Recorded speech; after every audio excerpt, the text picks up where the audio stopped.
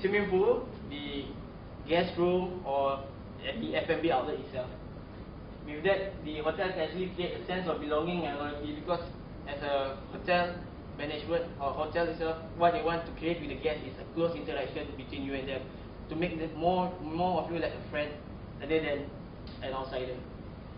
And also a note to take point is RFID is actually a very low cost device, which is actually easy to implement. With the low cost, you can actually increase your revenue, because the output that we foresee for the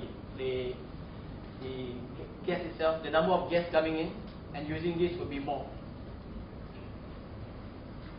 And as I mentioned previously, we actually have a more effective staff and resource allocation based on the guest needs. With that, with the guests not bringing their wallets around everywhere, they can have their RFID card or phone or bracelet to actually make purchases at the hotel lobby, which is like, for example, let's say Mauritius Mandarin, they have the gallery by the side.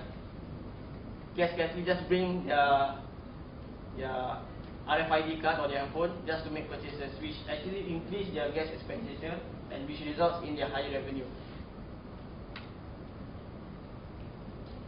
As known worldwide for the RFID, what we do best is actually track of assets and have a major control to it.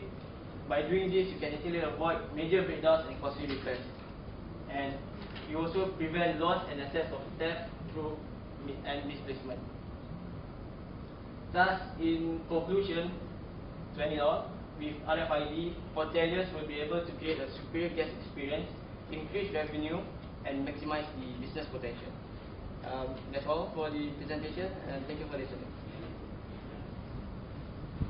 So now, about the floor to the Q&A.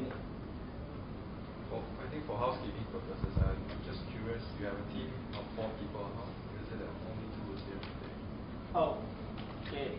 Because the hotel is an international school, you see, so some of the students doesn't have spent much time back in their, for example, Simon is from China, so you only have this maximum of 1 week holiday to go back to this family. Yeah, so he's actually out of town right now because we are on holiday. So is the other guy, he's also back. Yeah.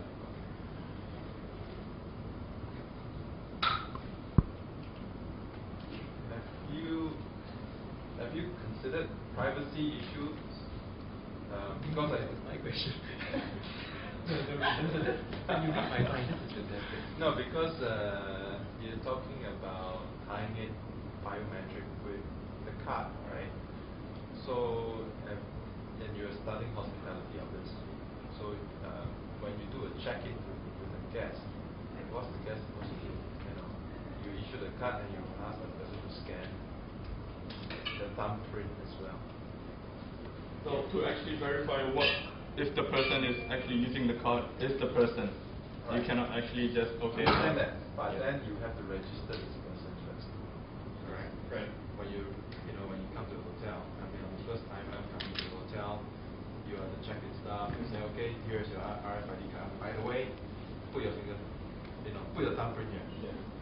What kind of privacy between, you mean the supplier and the consumers?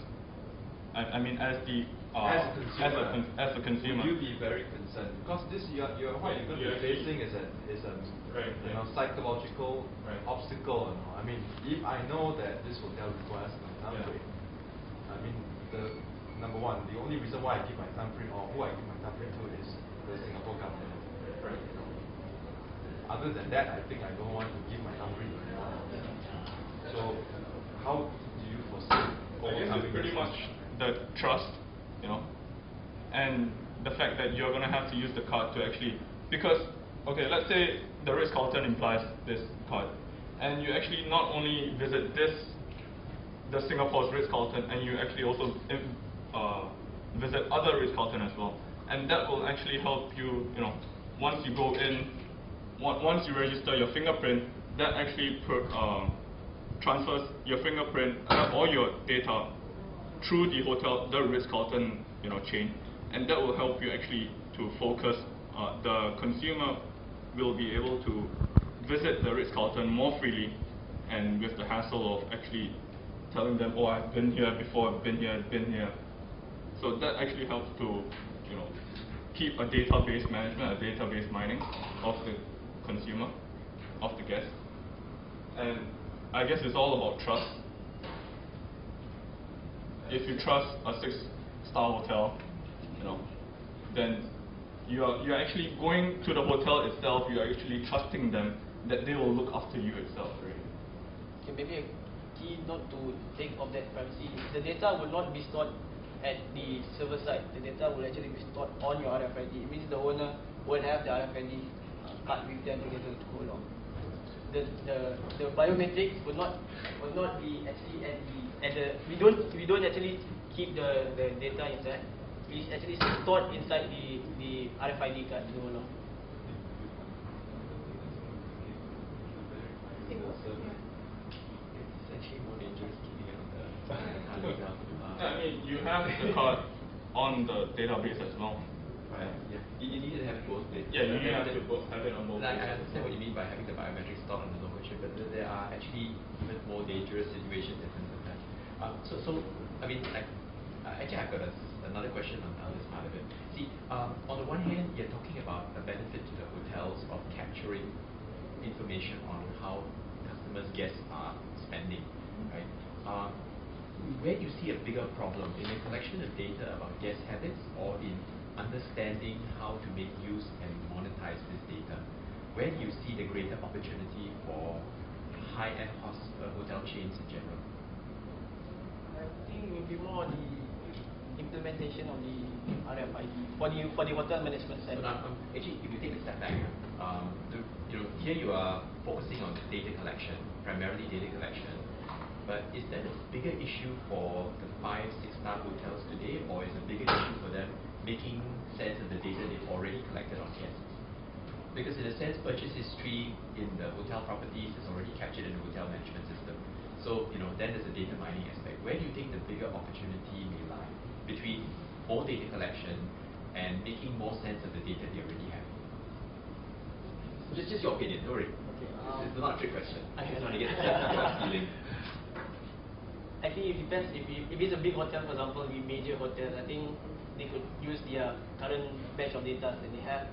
But for the newer hotels, the upcoming hotels, like the boutique hotels, which is uprising, I guess data collection would be a better option, because right now there's a niche for these boutique smaller hotels, because it gives them more sense of differentness than I don't know whether that word differentness is more different feeling of stay than a regular hotel, for example.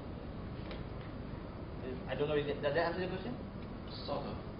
So suggest that your target market is more a boutique setup, yeah. one without many branches, but maybe at most 2 or 3 exclusive places in remote parts of the world. Is that safe to say? Safe to say, yeah. Okay. Basically, talk about payment. Actually, I don't necessarily carry my credit card to the outlets anytime. I can sign from my room.